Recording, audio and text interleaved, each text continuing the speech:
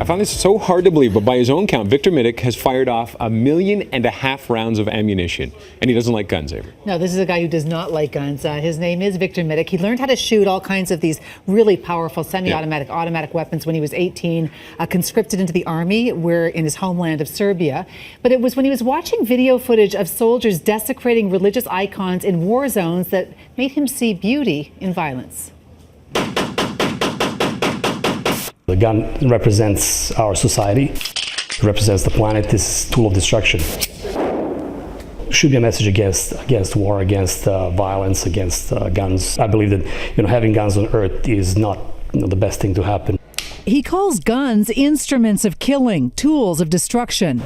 For me, forget about guns. There shouldn't be any guns on Earth. There shouldn't be any wars. There should be just peace. Pacifist words out of the mouth of the man whose hand is on that gun, whose finger is pumping that trigger. Meet Victor Mitic, controversial gun-toting yet gun-hating Toronto artist, who even comes to our interview packing. I can use that. But is that a real gun?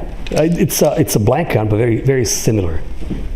And if that's not unsettling enough, wait for this: religious icons, pop culture images. Mickey Mouse happens to be shot up to smithereens. Yeah, it was a symbol of consumerism, I guess, and something innocent. Canadian monsters. Well, this is a painting of serial killer Russell Williams. And notorious politicians. He's like an instant celebrity. There's, I guess, like a little war going on at the City Hall, and I thought it was like very appropriate to get it done that way because he's been shot at through the media and he shot himself most of the time. But this is likely the most provocative of Mitic's installations, a school bus he had riddled with bullets. Rounded up a few guys and we shot it up with about 6,000 rounds of ammunition.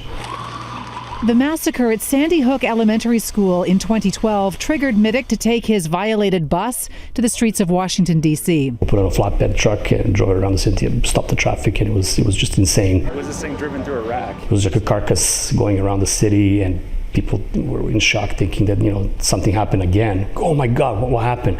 How many people died? Where did it happen? And it was, no, this is an art project. Oh really? What kind of guns did you use? The same sentence more or less.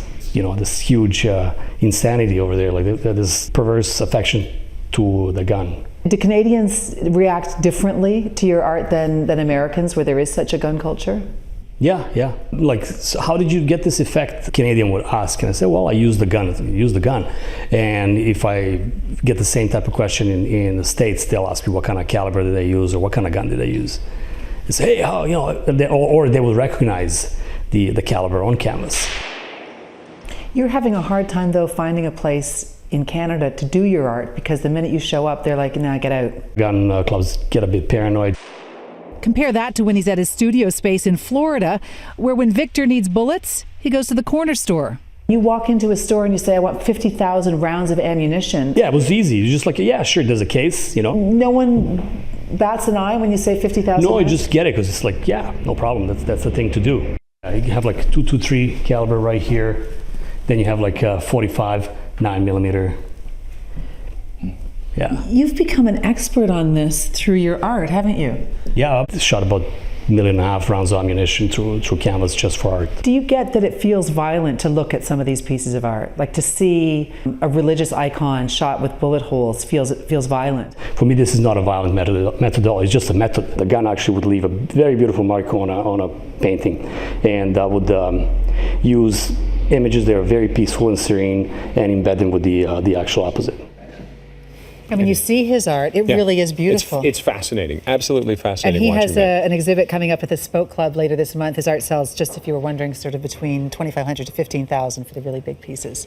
And with the art, I mean, the amount he uses, when you're saying down in Florida, he has all kinds of problems, though, in a different way. I know. So it used to be he'd go into any kind of corner store in Florida and pick up 50,000 rounds. Because there are these preppers, the people who are preparing for the end of the world, he goes in now and there'd be like one lone little box. He says it's impossible to to find enough bullets now that he's in Florida, which is where he is right now. He's working on a really big piece. He's doing less caricature and more abstract piece with the guns. But it's surprising how beautiful the remnants of a bullet is. Yeah. When used that way. Yeah. I mean, it takes it to a different direction. Well, we'll have Incredible, we'll have details on our website on where his next installation is going to be. We are back into a new season of the Inside Story, so please do send me your story ideas on Twitter at City Avery.